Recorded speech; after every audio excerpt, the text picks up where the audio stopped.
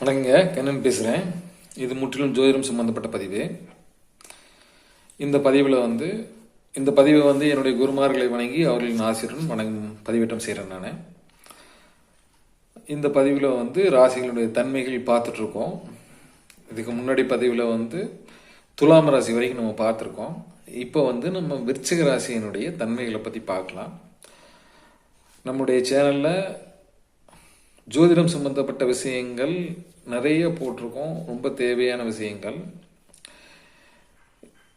இந்த பதிவுகளை பார்க்கும்போது ஜோதிடத்தினுடைய சூட்சமங்கள் உங்களுக்கு புரிய வரும். இதை பயன்படுத்தி நம்ம எப்படி நம்ம வாழ்க்கையில் ஜோதிடத்தை பயன்படுத்தி நம்ம வாழ்க்கையில் எப்படி முன்னேற்ற பாதையில் போகலாம் அப்படிங்கிறதுக்கு உண்டான ஒரு விஷயம் உங்களுக்கு புரியும். அதனால் தொடர்ந்து நம்ம சேனலை பாருங்கள், சப்ஸ்கிரைப் பண்ணுங்கள். இது வரைக்கும் சப்ஸ்கிரைப் பண்ண உள்ளங்களுக்கு மிக்க நன்றி. இனி பண்ண போகும் உள்ளங்களுக்கு மிக்க நன்றி. இன்றைக்கி நம்ம விருச்சிக ராசியினுடைய இதை பார்க்கலாம். காலபுருஷ தத்துவத்துக்கு இது 8வது ராசியாக வரும். இந்த 8வது ராசியினுடைய எல்லா ராசியுமே 30 டிகிரி தான். ஒவ்வொரு மொத்தமாக 360 டிகிரி 30 டிகிரி 12 ராசிகளாக பிரிச்சுருக்காங்க. இதில் பார்த்தீங்கன்னா 110 டிகிரியிலேருந்து 240 டிகிரி வரைக்கும் உள்ள ஸ்பேஸ் விருச்சிக ராசிக்காக கொடுத்துருக்காங்க. இது காலபுருஷத்துவத்துக்கு 8ஆம் ராசியாக வரும். அதாவது பார்த்தீங்கன்னா ஆயுள் சம்மந்தப்பட்டது, திடீர் அதிர்ஷ்டம் சம்மந்தப்பட்டது, அவமானம், கேவலம், ஒரு மனுஷனுக்கு கிடைக்கக்கூடிய அவமானம், கேவலம், ஆயுள், திடீர் அதிர்ஷ்டம், புதையல், நிரந்தரமான நோய். ஆரம்பாவம் பார்த்தீங்கன்னா மருந்து சாப்பிட்டா சரியாயிடும். 6ஆம் பாவத்தின் மூலமாக வரும் நோய். இதுக்கு முன்னாடி பதிவுகள் கூட நான் சொல்லியிருப்பேன். நான் ஒவ்வொரு இதுக்கு எந்தெந்த விதமான உடல் உறுப்புகள் கொடுத்துருக்காங்க அப்படின்னு சொல்லி அதனுடைய தசாபுத்திகள் வரும்போது அது சம்மந்தப்பட்ட பகுதியை நம்ம சேஃபாக வச்சுக்கணும். ஏதாவது அடி விழுகிறதோ, அந்த இடத்துல ஏதாவது பிரச்சனை வர்றதோ, அந்த மாதிரி எல்லாம் வர்றதுக்கு வாய்ப்பு இருக்குது. இந்த 8ஆம் பாவத்தினுடைய நோயெல்லாம் பார்த்திங்கன்னா க்யூரபிள் கிடையாது.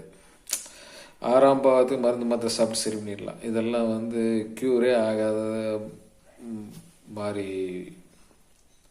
நோய்கள் சேரும். சரி, இதை நம்ம வரும் பதிவுகளை பின்னாடி பார்க்கலாம். இந்த விருச்சிக ராசிக்கு பார்த்திங்கன்னா என்ன உருவம் கொடுத்துருக்காங்கன்னா தேல் கொடுத்துருக்காங்க. நார்மலாகவே விருச்சிக ராசிக்காரங்கிட்ட எல்லாம் பேசி பாருங்க, பட்டு பட்டு பட்டுன்னு பேசிடுவாங்க, வச்சு பேச மாட்டாங்க. அதை கூட நெருக்கமாக இருந்தவங்களுக்கு தெரியும். அந்த விருச்சிக ராசிக்காரங்க தேல் கூட்டுற மாதிரி டக்கு டக்கு டக்குன்னு மாற்றி விட்டுருவாங்க. இது என்னடா இவ்வளோ இதாக சொல்லுவாங்க. இதில் பார்த்தீங்கன்னா இது ஆட்சி வீடு பார்த்தீங்கன்னா செவ்வாயோட வீடு. இது இதுக்கு இந்த செவ்வாய் வீட்டில் சந்திரன் நீச்சமடைகிறார்.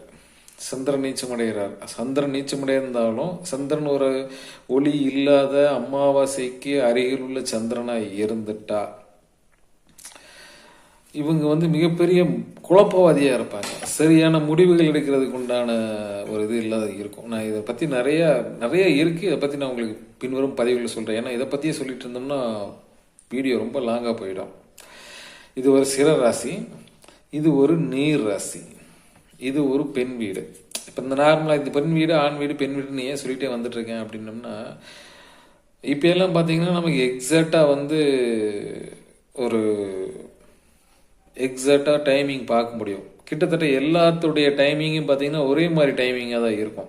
ஏன்னா இன்றைக்கி நம்ம சென்ட்ரலைஸில் எல்லோரும் செல்லை வச்சு தான் பார்த்துட்ருக்கோம். இதுக்கு முன்னாடி பார்த்தீங்கன்னா வாட்ச் வச்சு பார்ப்பாங்கன்னா கீ கொடுக்குற வாட்சாக இருக்கும், பேட்ரி போட்ட வாட்சாக இருக்கும். அந்த சென்ட்ரலைஸ்டு டைமிங்னு இருக்காது. அது பார்த்தீங்கன்னா 5 நிமிஷம் ஃபாஸ்ட்டாக வரும், 5 நிமிஷம் கீ எச்சா கொடுத்தா வேகமாக ஓடிடும், கம்மியாக கொடுத்தா ஸ்லோவாக ஓடிடும். செல்லு வீக்காக இருந்தால் தெரியாது, அரை மணி நேரம் 1 மணி நேரமெல்லாம் முன்ன பின்ன போயிடும். அதுக்கு முன்னாடி காலத்தில் பார்த்தீங்கன்னா உங்களுக்கு வாட்சுங்கிறதே இல்லாத காலத்தில் பார்த்தீங்கன்னா சூரியன் உதயம் ஆயிடுச்சா, உச்சிக்கு பொழுதுக்கு வந்துருச்சா, மறைய போகுதா அப்படின்னு சொல்லி டைமிங் பார்த்தாங்க. ஜாதகங்கிறது துல்லியமான ஒரு விஷயம். நேரங்கள் துல்லியமாக இருந்தால் மட்டும்தான் அதனுடைய இது மாறும். அதுக்காக என்ன பண்ணுவாங்கன்னா, அந்த ஆண் காலம் பெண் காலம் சரியில்லாம் இருக்கும். ஒரு குழந்தை பிறந்துச்சுன்னா ஆண் காலம் இந்த டைமிங்னு எக்ஸாக்டாக சொல்ல முடியாது. சூரியன் உதிச்சு கொஞ்சம் நேரம் கழிச்சு ஆச்சுங்க, உச்சி பொழுது கொஞ்சம் முன்னாடி ஆச்சுங்க குழந்தை பிறந்துச்சுங்க, இந்த மாதிரி தான் சொல்லுவாங்க. அப்போ என்ன பண்ணுவாங்கன்னா, இந்த ஜோதிடர்கள் கழிக்கிறதுக்காக ஆண் ராசி பெண் ராசி இதில் இந்த லக்கணம் பார்த்தீங்கன்னா 4 நிமிஷத்தில் மாறிடும். 2 மணி நேரத்துக்கு ஒரு லக்கணமே மாறிடும், 4 நிமிஷத்துக்கு ஒரு டிகிரி மாறிடும். இப்படி மாறும்போது நம்ம எப்படி எக்ஸாக்ட் டைமிங் இல்லாமல் எப்படி கணிக்க முடியும் அப்படிங்கிறதுக்காக வகுக்கப்பட்டது ஆண் ராசி பெண் ராசி, ஆண் காலம் பெண் காலம் சொல்லியெல்லாம் வகுத்துருக்காங்க. இப்போ அது நமக்கு தேவையில்லை, ஏன்னா பெரும்பாலும் நமக்கு வந்துடுது. ஆனால் இந்த ஆண் ராசி பெண் ராசியை வச்சு குழந்தைகளுடைய அமைப்பை நம்மளால் கணிக்க முடியும். சரி, இது வடக்கு திசை ராசி, இது ஒரு மோட்ச ராசி. இதனுடைய நிறம் பார்த்தீங்கன்னா சிவப்பு நிறம். இந்த ராசிக்காரங்களுக்கு பெரும்பாலும் சிவப்பு நிறம் பிடிக்கும். சிவப்பாக இருக்கிறதெல்லாம் மேக்சிமம் இவங்களுக்கு ஓரளவுக்கு ஒர்க் அவுட் ஆகி வரும் நிறம். அதே மாதிரி மூலம் ராசி, இந்த தாது ஜீவன் மூலம் பற்றி சொல்லியிருக்கான். இது எப்படின்னா, இது போன ஜென்ம கர்ம பதிகளை எப்படி கண்டுபிடிக்கிறதுன்னு சொல்லி, அது எதனால இந்த பிரச்சனை வந்தது, இதை எப்படி தீர்க்கிறது அப்படிங்கிறதுக்காக இந்த தாது மூலம் ஜீவன் நம்ம எடுத்து பண்ணுவோம். இவங்க வீடுகள் அமைஞ்ச இடம் பார்த்தீங்கன்னா பெரும்பாலும் இந்த குளக்கரை ஏரியாவில் இவங்களுக்கு வீடுகள் அமைகிறதுக்கு வாழ்கிறதுக்கு உண்டான அமைவிடமாக இருக்கும். இது கொஞ்சம் கோபக்கார ராசி, செவ்வாய் இல்லைங்களா? செவ்வாய் மட்டும் ஆட்சி பெற்றுட்டாருன்னா அவன் கண்டிப்பாக மிகப்பெரிய கோபக்காரனாக தான் இருப்பான், முன்கோபியாக இருப்பான். இது உடல் உறுப்பில் பார்த்தீங்கன்னா மார்பு, மர்ம உறுப்பு, இது ரெண்டையும் கொடுத்துருக்காங்க, பண்டைய தமிழர்களால் கொடுக்கப்பட்டது. அதுக்கப்புறம் பார்த்தீங்கன்னா இந்த ராசியில் உள்ள நட்சத்திரங்கள் பார்த்தீங்கன்னா உங்களுக்கு விசாகம், அனுசம், கேட்டை. விசாகம் 4ஆம் பாதம் மட்டும், அனுசம் 1 2 3 4 பாதங்கள், கேட்டை 1 2 3 4 பாதங்கள். இதுக்கு பார்த்தீங்கன்னா குரு, அனுசம்க்கு சனீஸ்வரன், கேட்டைக்கு புதன், இவங்க அதிபதியாக வருவாங்க. சரிங்களா? இது போன வீடியோலேயே சொல்லியிருப்பேன் நான், இது எதுக்காக இதெல்லாம் சொல்ல வரேன் அப்படின்னு சொல்லி. அதுக்கப்புறம் பார்த்தீங்கன்னா இது மாதம், இதுக்காக ஒதுக்கப்பட்ட மாதம் பார்த்தீங்கன்னா கார்த்திகை மாதம். கார்த்திகை மாதத்தை ஒதுக்கியிருக்காங்க. இதில் நான் ஒவ்வொரு ராசியை பற்றி சொல்லும்போதும் ஒரு சில நுணுக்கங்கள் சொல்லிட்டு இருக்கேன்.